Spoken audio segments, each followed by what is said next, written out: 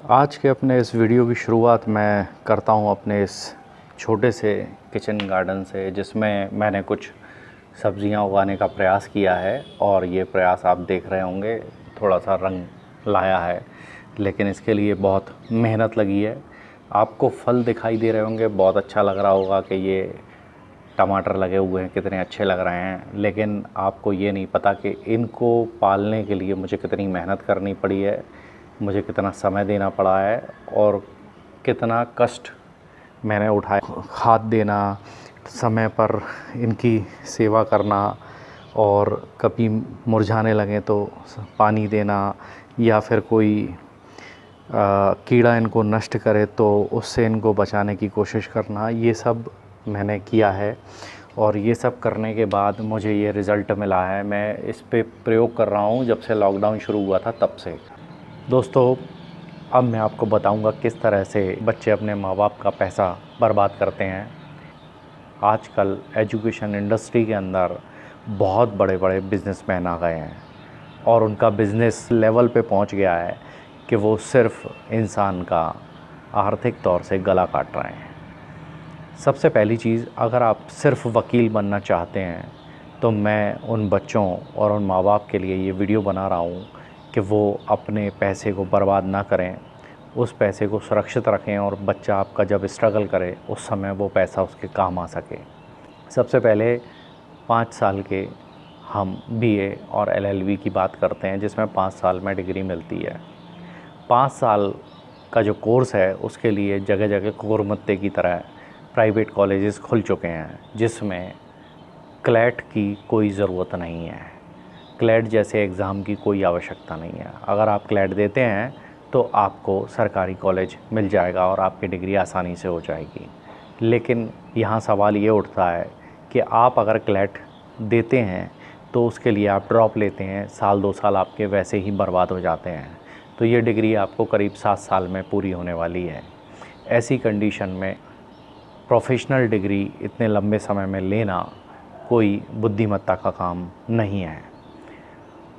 अब मैं आपको बताऊंगा कि करना क्या चाहिए। अगर आपको सिर्फ वकालत करनी है तो आप ग्रेजुएशन कीजिए, बीए, बीएससी, बीकॉम, आपका जिसमें इंटरेस्ट हो आप वो कर सकते हैं। लेकिन मैं प्रेफर करूंगा कि आप बीए करें तो बेहतर होगा। बीए आर्ट्स के सब्जेक्ट हैं और एलएलबी में भी आपको थॉरोली काफ़ी पढ़ना पड़ता है।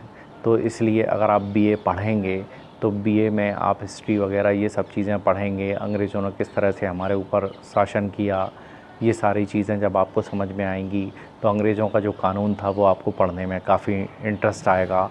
और अंग्रेज़ों का जो कानून था वो कानून किस तरह से हमारे ऊपर आज भी चल रहा है वो भी आपको समझ में आएगा। खैर, चॉइस इज़ योर्स। अगर आप चाहें तो बीएससी भी कर सकते हैं, बीकॉम भी कर सकते हैं, बीए भी कर सकते हैं। इसके बाद भी आप एलएलबी कर सकते हैं 3 साल। जब आपकी एलएलबी की डिग्री पूरी होगी तो आपको करीब करीब 6 साल हो जाएंगे। यानी क्लैट वाले बंदे ने 2 साल या 1 साल ड्रॉप लिया, उसके बाद में उसने एलएलबी की तो उसको 6 साल लगे। और यहाँ पर आपने बिना किसी ड्रॉप के आपको सिर्फ परसेंटेज बेस पे आपका जो एडमिशन हुआ तो आपको भी 6 साल लगे। अब आप वकालत के लिए उसको भी बीसीआई का, बार काउंसिल ऑफ इंडिया का एक एग्ज़ाम देना पड़ेगा और बीसीआई का एग्ज़ाम आपको भी देना पड़ेगा। तो यहाँ भी कोई फ़र्क है नहीं। बीसीआई का एग्ज़ाम पास करने के बाद ही आप एडवोकेट बन पाएंगे और वो जो 5 साल वाले हज़रत हैं वो भी एडवोकेट बन पाएंगे। लेकिन अंतर इतना होगा कि जब आपने बीए और एलएलबी किया होगा तो जो आप सरकारी कॉलेज से बीए एलएलबी करेंगे आसानी के साथ में, बिना किसी एंट्रेंस एग्ज़ाम के साथ में, तो वहाँ आपका बहुत सारा पैसा बचेगा। जबकि प्राइवेट कॉलेज में आपको बहुत ज़्यादा भारी मात्रा में फ़ीस चुकानी होगी। मैं आपको आज एक बात कहना चाहता हूँ कि जो बच्चा खुद पढ़ने की दम रखता है, खुद उसके अंदर एक स्पार्क होता है, वो खुद कुछ बनना चाहता है, ऐसे बच्चे को किसी भी कॉलेज का मोहताज नहीं होना पड़ता। कोई भी एजुकेशन का, कोई भी संस्था इस बात की गारंटी नहीं ले सकती कि आपका बच्चा कलेक्टर बन जाएगा। अगर ऐसा होता तो शायद सारे के सारे लोग किसी ऐसी एकेडमी को चुन लेते जहाँ से सारे आईएएस बनते, लेकिन ऐसा नहीं है। आप एक बात देखना, जो भी बच्चा क्वालिफ़ाई होता है वो अपनी काबिलियत से होता है। एक मेरे वकील मित्र हैं, उनका भतीजा है, वो आईएएस बना, सिर्फ़ एक कमरे में बंद रहता था और सारी उसने पढ़ाई ऑनलाइन और यूट्यूब के माध्यम से की थी और वो आईएएस बन गया है। तो आप इस बात से अंदाज़ लगा सकते हैं कि पढ़ने वाले के लिए सभी जगह माहौल है और ना पढ़ने वाले के लिए कहीं भी एनवायरनमेंट नहीं है। आजकल के बच्चे मौज मस्ती के लिए बड़े शहरों में जाते हैं। छोटे शहर के बच्चे बड़े शहरों में पढ़ना अपने आप को गौरवान्वित महसूस कराने के बराबर समझते हैं कि हाँ, उन्हें बड़ा गर्व महसूस होता है। इधर उनके माता पिता के पैसे बहुत ज़्यादा नष्ट होते हैं। जिस डिग्री के लिए महज 50,000 में जो डिग्री आप ले सकते हैं, उसके लिए आप दूसरे शहर में जाकर प्राइवेट कॉलेज में पढ़ के आप 10 लाख रुपए खर्च करके आते हैं। आप सोचिए 9.5 लाख रुपए का जो फ़र्क है वो कितना बड़ा फ़र्क है। यानी आज आप 9.5 लाख रुपए एक्स्ट्रा दे रहे हैं।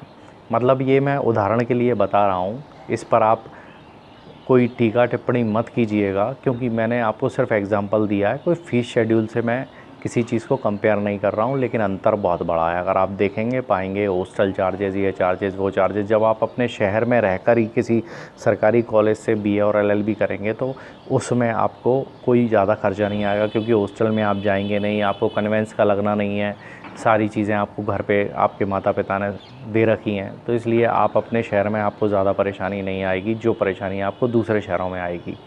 और जब आप लेकर के आएंगे तो डिग्री क्या होगी, 5 साल के एलएलबी वाले की भी डिग्री एलएलबी की कहलाएगी, आपकी डिग्री भी एलएलबी की कहलाएगी।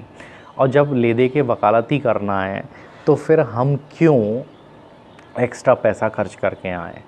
अब बात करता हूँ मैं स्ट्रगल की। तो वकालत में स्ट्रगल उसको भी करना है, वकालत में स्ट्रगल आपको भी करना है।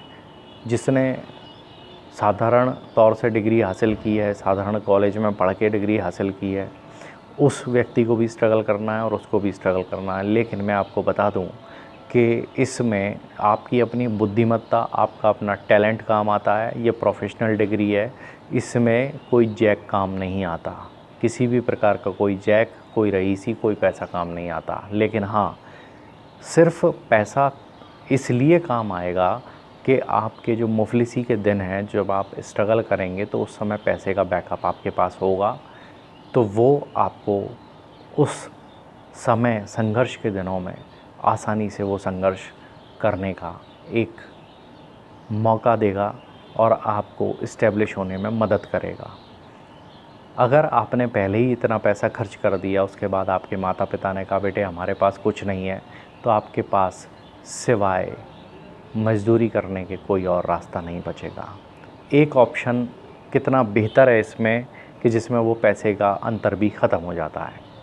सिविल जज का जो एग्ज़ाम होता है, एडीपीओ का जो एग्ज़ाम होता है, ये जो एग्ज़ाम है, इनकी अगर आप तैयारी करने के लिए कोई कोचिंग अटेंड करते हैं, अच्छी कोचिंग हो, आपके शहर में हो, जिसका अच्छा रेपुटेशन हो, जिसके अंदर बच्चे वाकई वहाँ से सिविल जज बने हों, एडीपीओ बने हों, तो आप वो कोचिंग अटेंड कीजिए और उसकी तैयारी कीजिए। साल 2 साल तैयारी करेंगे तो आप पाएंगे कि आप किस मुकाम पे हैं, आप निकल सकते हैं कैसे एग्ज़ाम में। अगर आप पास कर सकते हैं, आपने एग्ज़ाम क्रैक कर लिया और आप सिविल जज बन जाते हैं, तो मुझे बताइए 5 साल वाले एलएलबी यानी जिसने 10 लाख रुपए खर्च किए थे वो व्यक्ति, और 6 साल में जिसने सिर्फ 50,000 खर्च किए थे, क्या उन दोनों में कोई फ़र्क रह जाता है? जी नहीं।